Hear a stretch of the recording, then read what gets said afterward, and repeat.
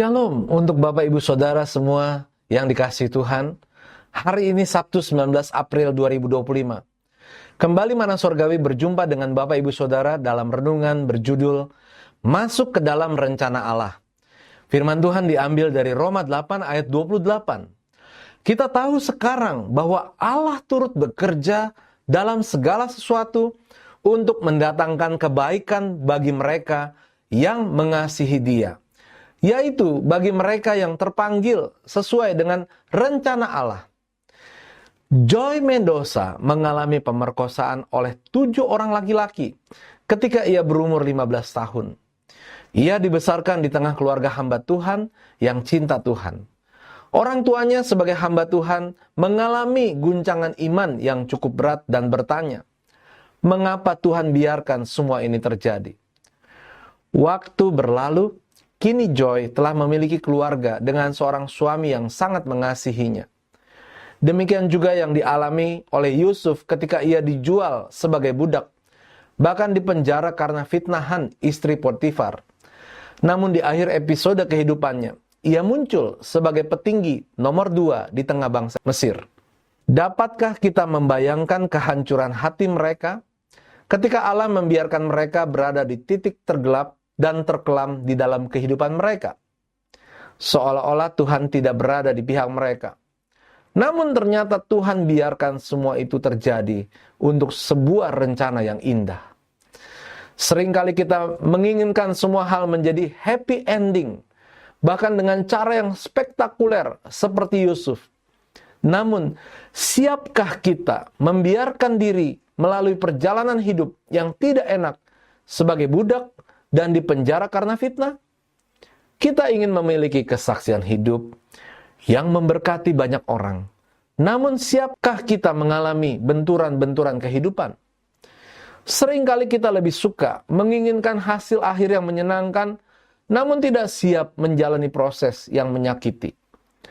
Kegagalan dalam proses dapat membuat kita tidak masuk dalam rencana Tuhan. Mengapa?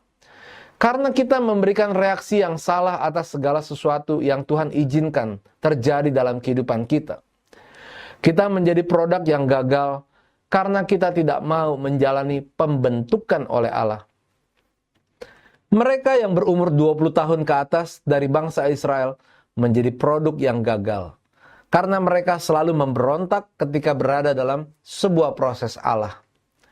Mereka tidak mengalami janji Allah yang tertulis dalam Roma 8 ayat 28 yang berkata, kita tahu sekarang bahwa Allah turut bekerja dalam segala sesuatu untuk mendatangkan kebaikan bagi mereka yang mengasihi Dia, yaitu bagi mereka yang terpanggil sesuai dengan rencana Allah. Kita dapat belajar dari kehidupan Yusuf. Di tengah kesesakannya, ia tetap dapat berkata, bagaimanakah mungkin aku melakukan kejahatan yang besar ini dan berbuat dosa terhadap Allah? Bagi Yusuf, penderitaan seberat apapun tidak dapat menurunkan level kasihnya kepada Allah. Oleh karena itu, kekuatan kasih kita kepada Allah di tengah masa yang sukar akan menentukan apakah kita akan menjadi produk yang gagal atau tidak. Yakobus 1 ayat 12 berkata, berbahagialah orang yang bertahan dalam pencobaan, sebab apabila ia sudah tahan uji, ia akan menerima mahkota kehidupan yang dijanjikan Allah kepada barang siapa yang mengasihi Dia.